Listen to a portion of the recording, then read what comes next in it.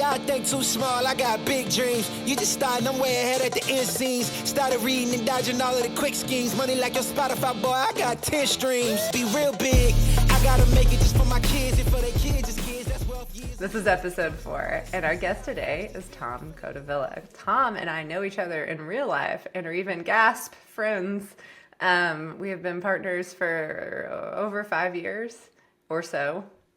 And he's a genius deal attorney here in Denver with me. He went to CU Boulder and other places before that I'll let him weigh in on. And he's a fantastic attorney and sportsman. He's constantly like man of the cliff. Didn't you win man of the cliff? Just a keg toss. Yeah, so like tossing a keg. Which is the Venn diagram of lawyers and people who can or are willing to toss a keg. Not a great overlap. It's just Tom sitting right there in the middle of those two circles. And he has a lovely dog named Kirby. What I leave out of that, Tom? Not much. You hit the high points. Dog training and keg tossing and proofreading are my personal triathlon. You're an academic too. You're a speaker. You're a sought after speaker on well, legal. I appreciate subjects. that. You are. You're like an academic. So you're published a lot in things about the law. So Tom and I met for coffee on Monday, and we were talking about some of the deals that we've both worked on. And then some deals, we work together but not all of our clients, are completely overlapping. So I had some visibility into some of these deals he was talking about, but I wouldn't know them as well as him to describe. And I was just generally telling him about our topic, which is, hey, tell us about a deal that didn't go through to closing and why not, and what you could do what you can extrapolate from that to maybe, get your deal to go to closing or to realize it's going to fail real soon and real quick and real cheaply. So Tom, you have an example story for us. Take it away.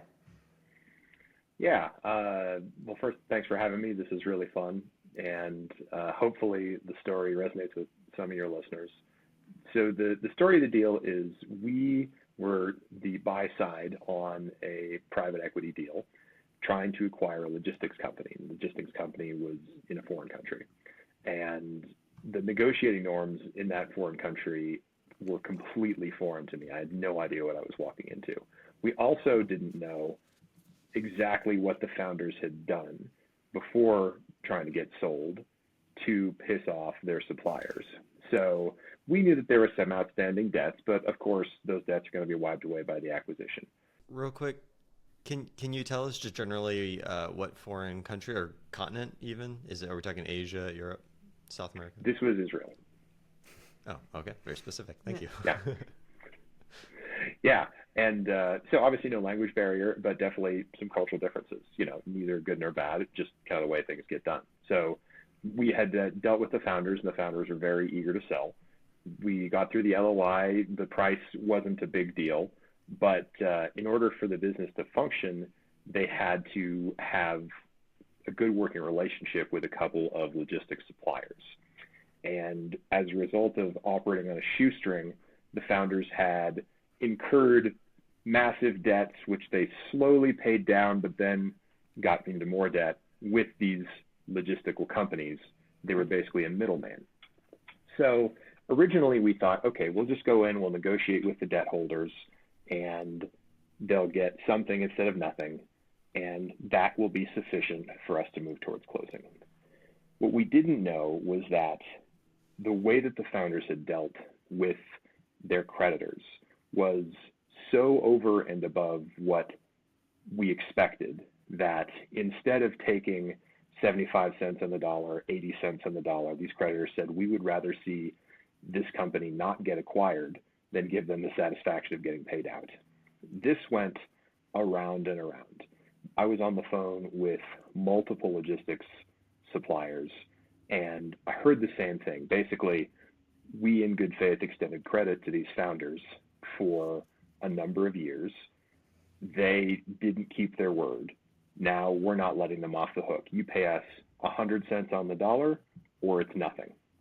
And we tried a number of ways to get around this. We tried to get alternative sources of funding. We tried to buy the intellectual property. Nothing worked.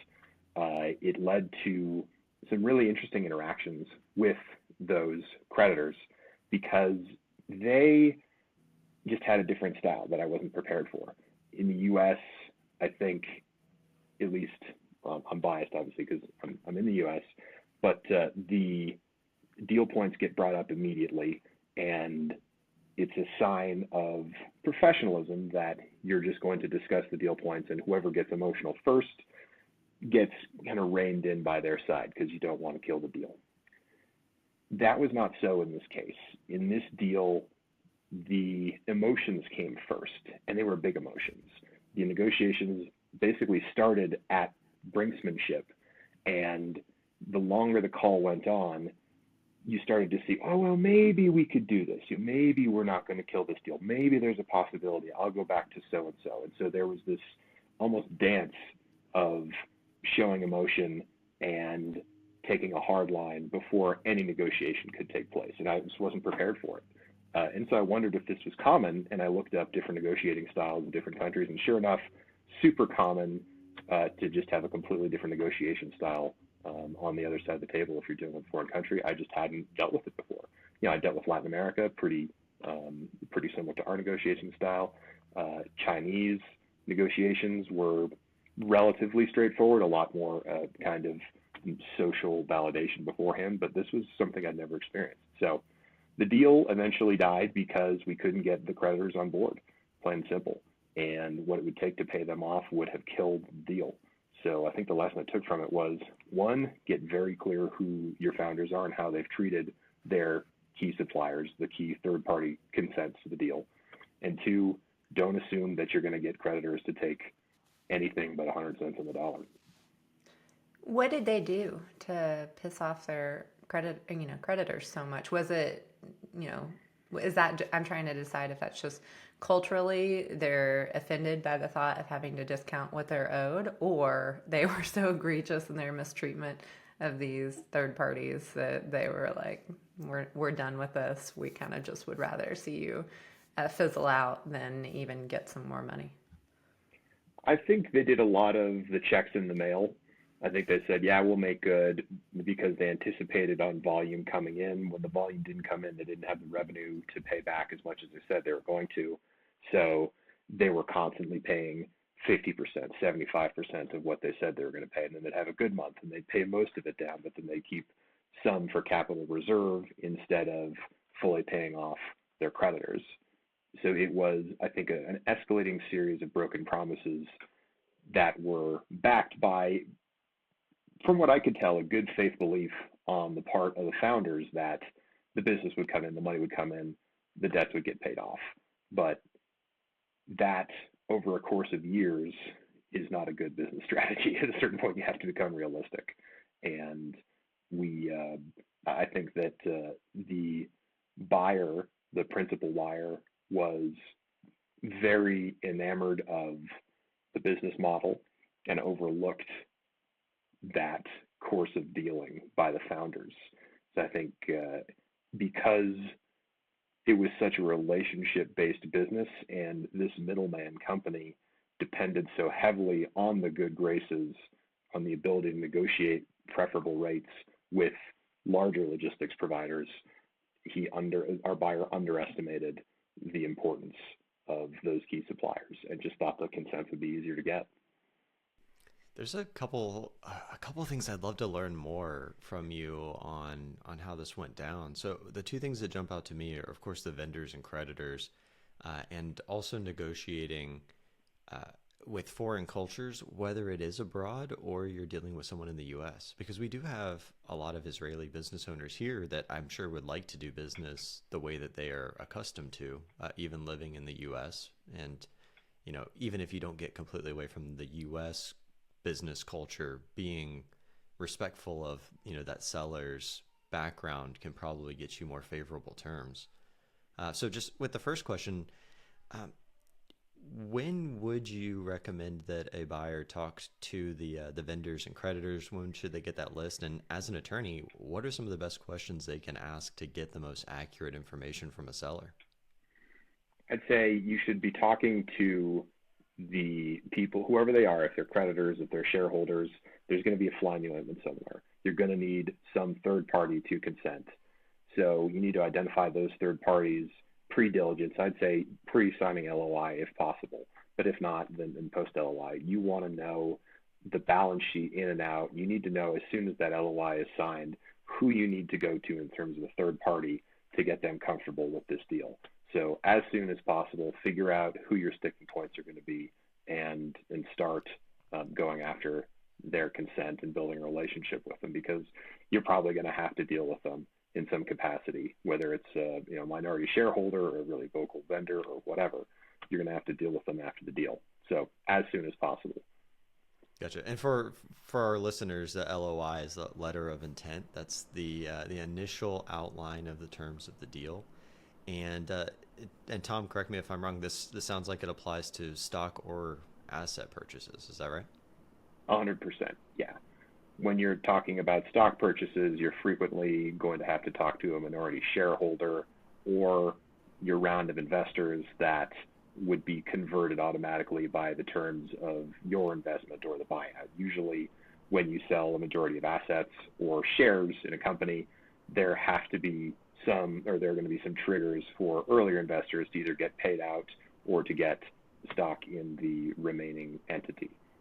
Obviously differs between LLCs and corps, assets versus share deals, but there are going to be some triggers in there that you're going to have to account for. Right. So vendors and creditors, always a checklist item you have to hit. And early, and it's kind of I see two themes here, which is one, I think it's a success story for our law firm because, you provided a ton of value. I could see that deal going through unlawyered or underlawyered and them not, being told, don't worry about the vendors. They're fine. We have a great relationship with our logistics suppliers.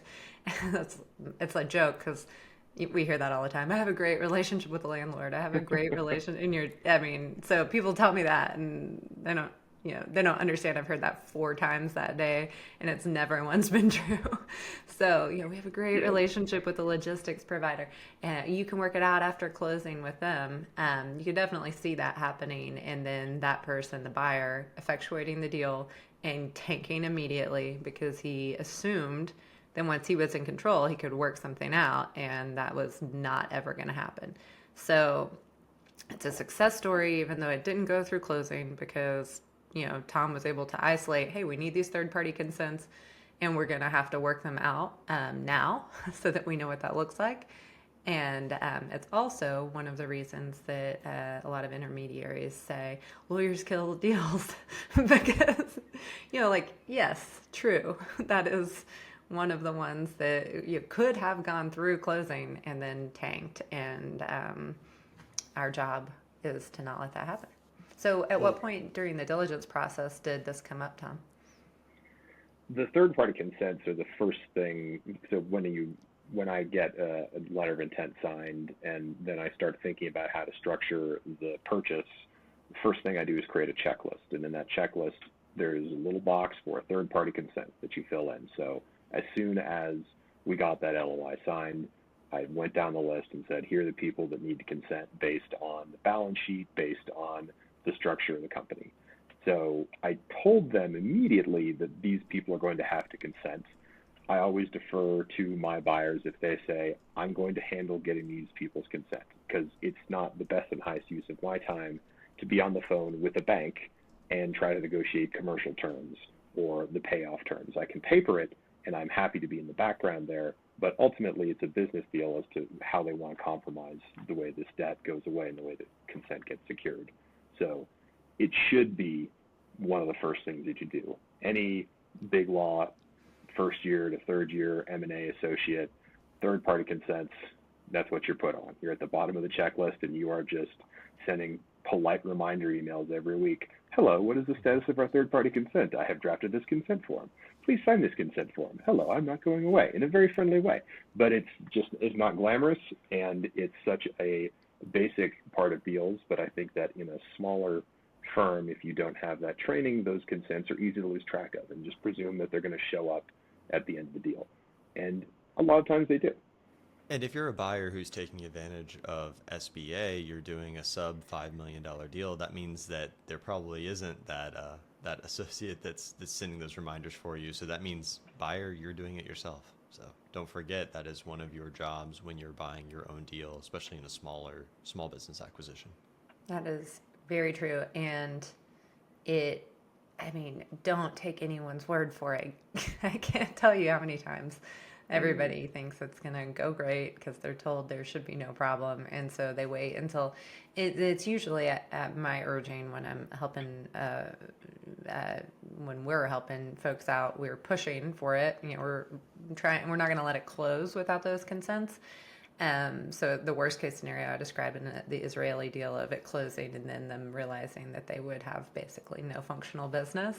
That's not going to really happen, hopefully, because we're going to make you get them. But it will slow your deal down, and that will potentially kill a deal and anger everyone because you were supposed to get these third-party consents.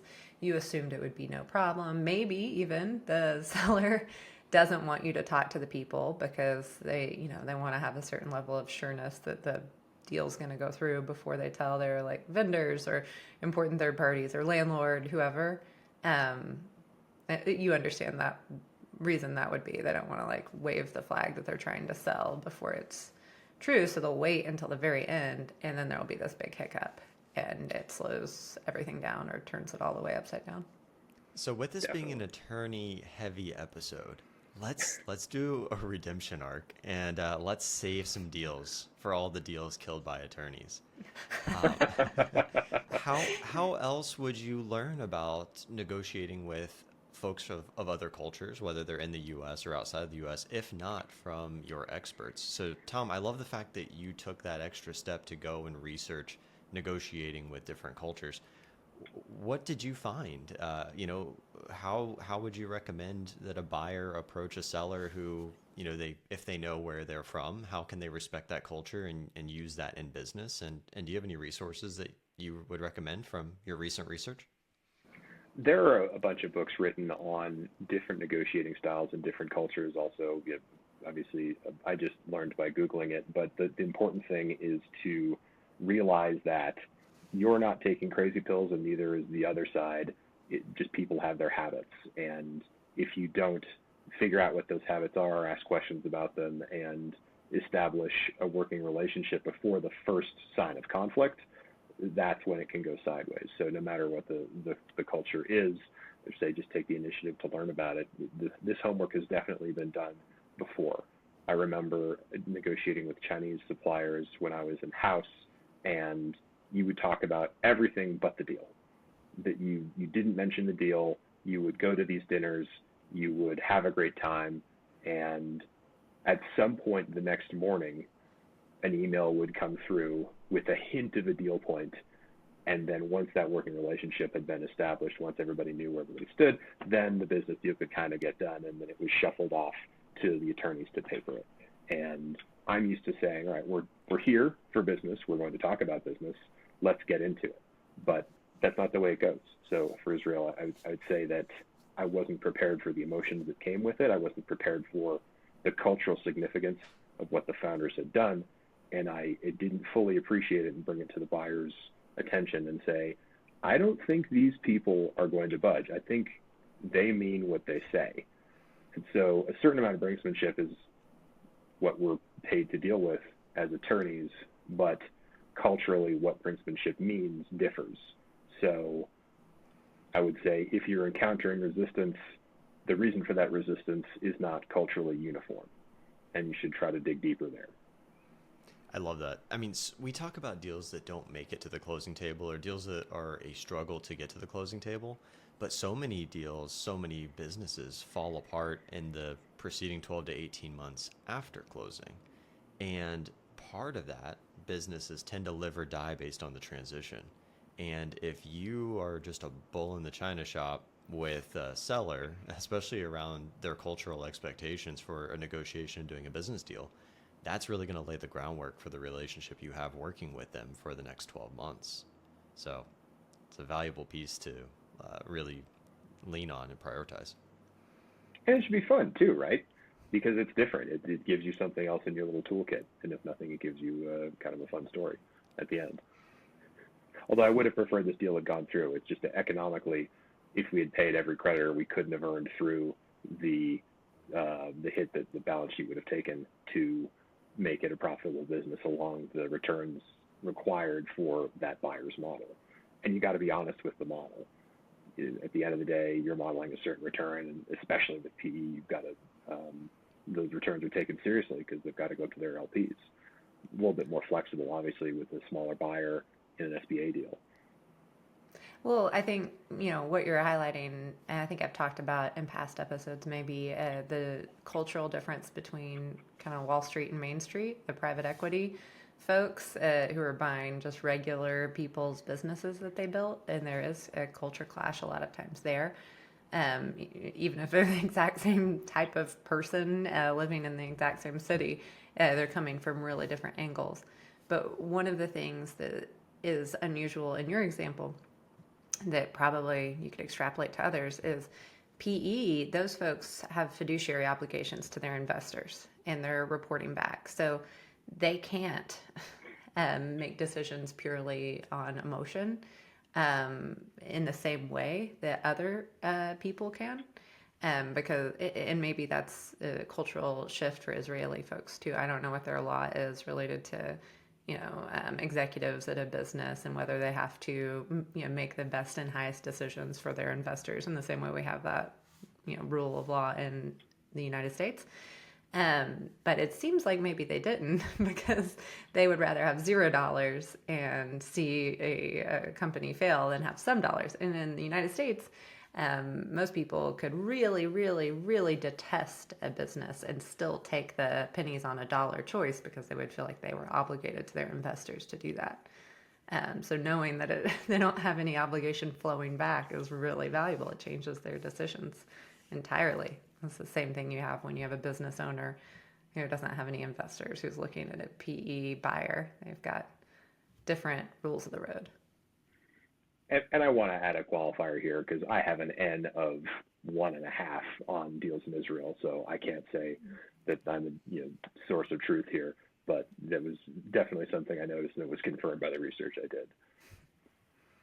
So as we come up on the end of the episode, we have a unique opportunity here. It wasn't planned, so Sara doesn't know about this either. But we have a great opportunity with the two of you to talk about partnerships. And we don't have to go deep into it. But so many people who are looking to go out and buy a business on their own, maybe they've never worked with someone, maybe they've never been an entrepreneur before, or they've never had a business partner. And as a professional, especially from my time in accounting, I've seen countless partnerships go horribly, horribly wrong.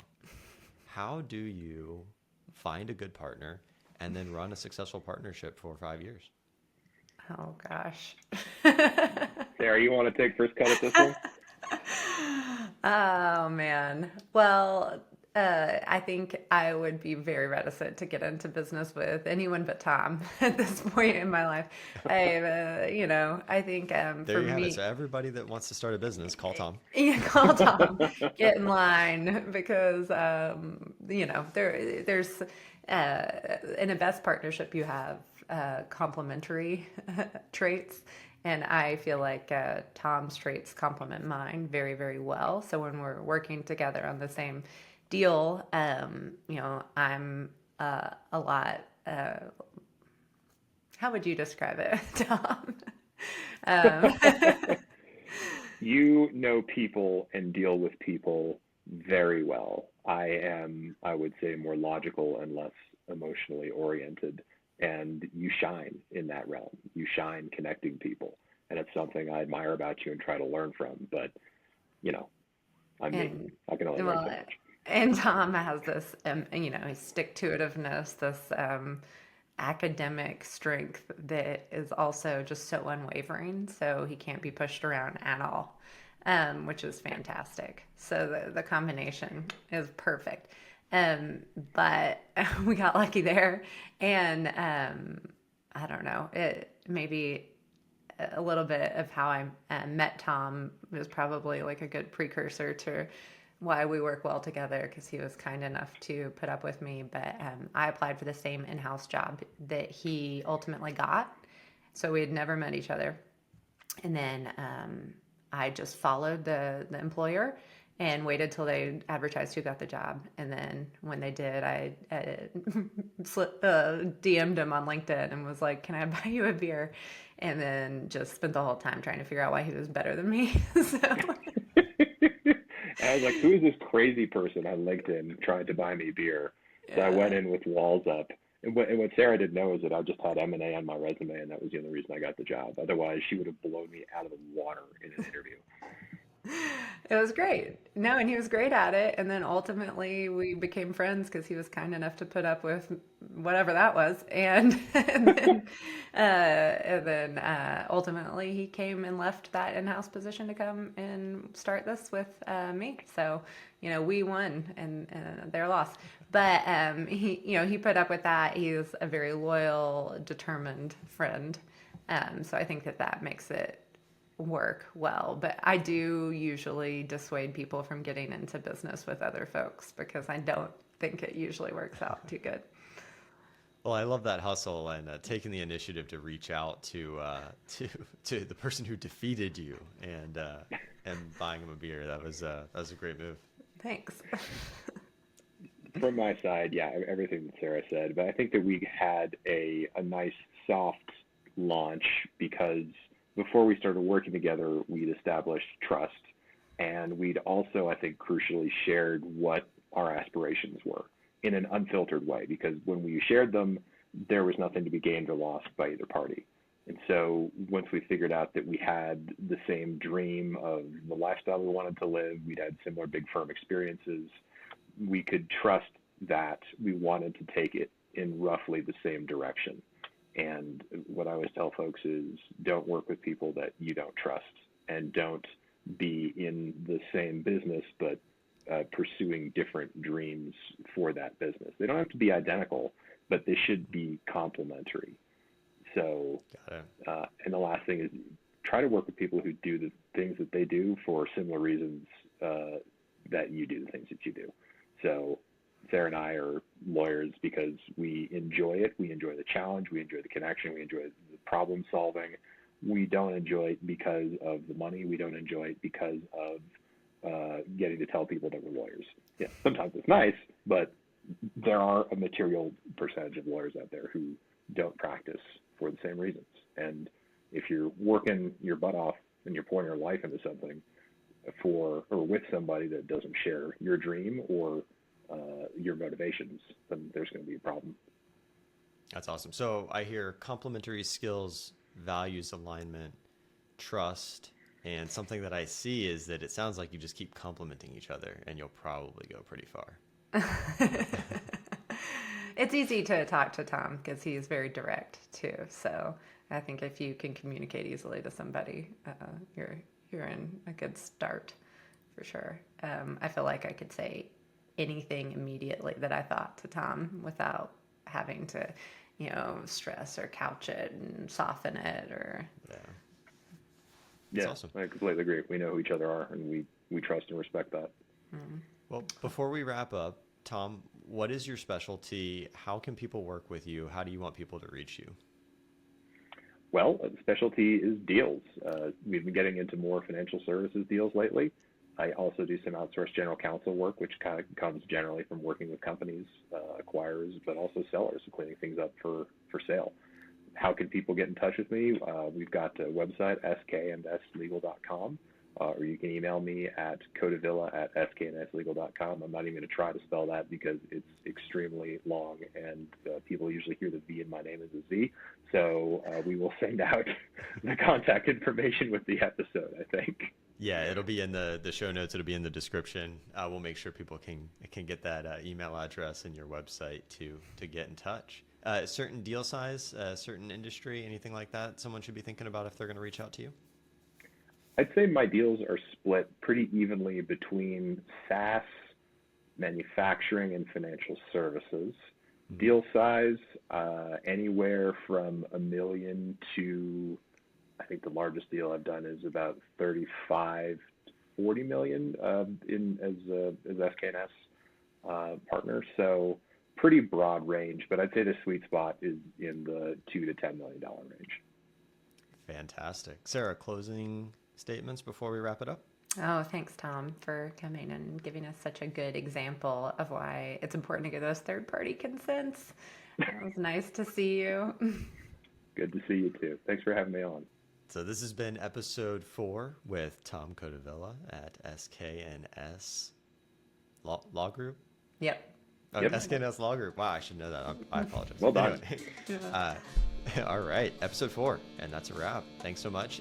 If you like this episode, you got some value, like and subscribe, leave a comment, tell us what you want to know. If you have any additional questions, we'll make Tom come back. All right, see you next time. Big, I gotta make it just for my kids and for their kids' kids. That's wealth years and years. Promise my brother soon as he out to finish this bid, we finna do it bigger than